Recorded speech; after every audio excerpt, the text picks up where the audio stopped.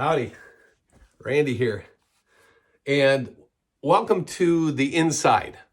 And it's not just the inside of my thoughts or the inside of my clown area, the inside of my experience. I want to talk to you about something that just happened to me within the last couple of weeks. I've been doing a number of shows this summer, a number of different cities and locations, and on July 3rd, it was 93 degrees outside.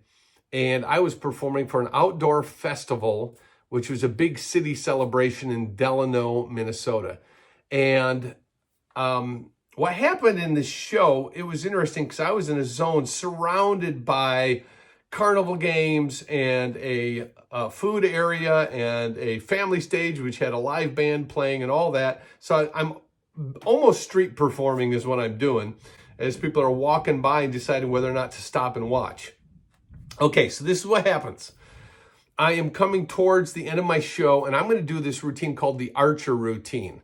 I originally saw Steve Kissel do something like this like 30 years ago, and probably about 10, 15 years ago, I talked to him about him and asked him if he performs it anymore, and he gave me permission to build off of and create my own rendition of this. I wanted to do that in an appropriate way. So I talked to him about it before I would ever perform it, at my various shows.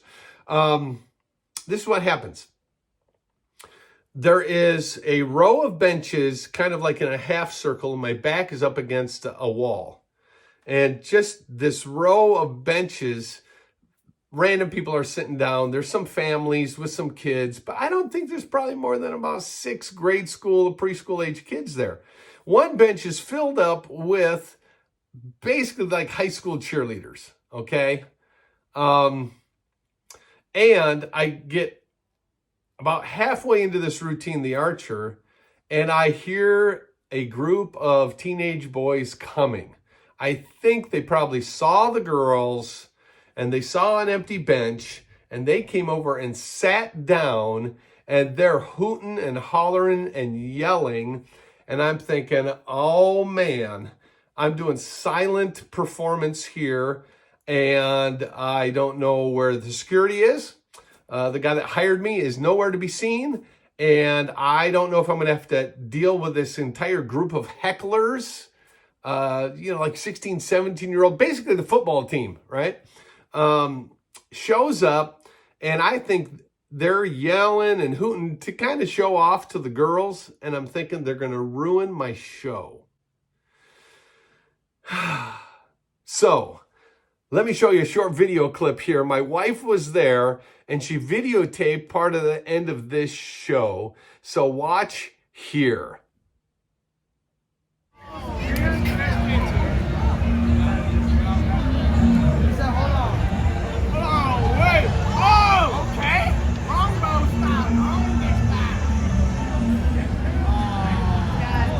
Oh, it's coming!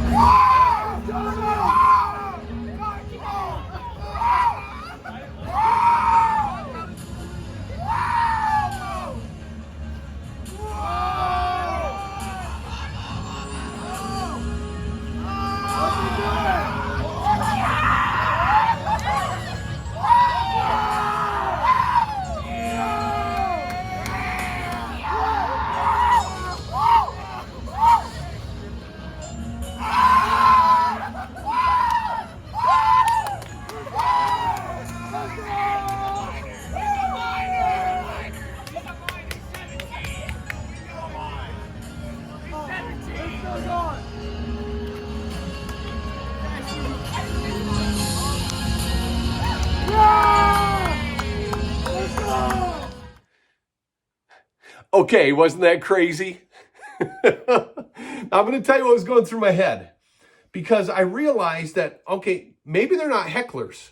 They have come out to have fun, and they're just letting loose. Fact is, they probably would have made great clowns because they didn't have any inhibition, and they just, everything I was doing, they were reacting to. So they weren't reacting negatively, and I decided I have to do what clowns should do, and that is embrace the invitation to play.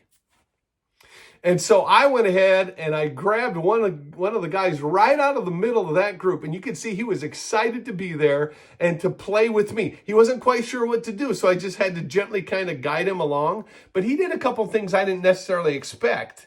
So I had to be ready to flow with the performance in response to him and then still guide it back to where I wanted to go and what I wanted to have happen. Well, at the end, of course, I wanted the balloon to knock the balloon apple off his head. And we got there, and that was the finale. But that's when I decided, okay, I'm going to just mirror what is happening here. So I go and chest bump him. I run over, and now the video stopped, but I ran over to that group of guys, and I ran along and high-fived every single one of them around the circle, and then I high-fived all the way back, and they just kept yelling and screaming and cheering. And so we just need to embrace the moment is what I'm saying. Here's the problem that many performers have, and I'm talking about clowns specifically, is we want to be in control of what's happening. You know, that's kind of an oxymoron, isn't it? Because you have a goal, you have a plan, but you have to be ready to play in the middle of it. And then direct things back to where you think you would want them to go to make it a great experience for your audience. See, that's the goal. Make it a great experience for your audience. So you got to embrace them where they're at, meet them where they're at, and play with them. Okay, quick thing. I did another show about an hour and a half before this, had a totally different audience. And it ended up that the guy that I brought up to take the balloons, actually I was going to have him help me with something, but he reached into this pail that I had there, this bin, and he pulled out a balloon. And I thought, uh-oh, because I was going to do that. The rest of the audience didn't know there were balloons in there. He looked and he saw and he pulled out the balloon. And I realized this guy was one of the balloon artists that had been at the fair and was twisting for people. So he takes out this balloon.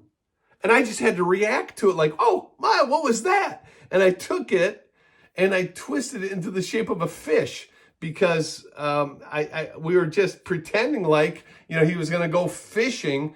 Anyway, I had to meet him where he was at, play with it, and then redirect to get back to where I wanted to be. So many people want to be in control. That's whiteface, by the way. Whiteface tells people and leads them where they want to go. Bozo the Clown, he would say, all right, kids, line up over here. We're going to have a grand march. Come on, follow me. Here we go, here we go, here we go. See, he's in charge. And then there's other types of clowns that just mess up everything, okay? But that's more of an Auguste type of thing. You can be in charge, but still be ready to play. Embrace the moment and meet people where they're at.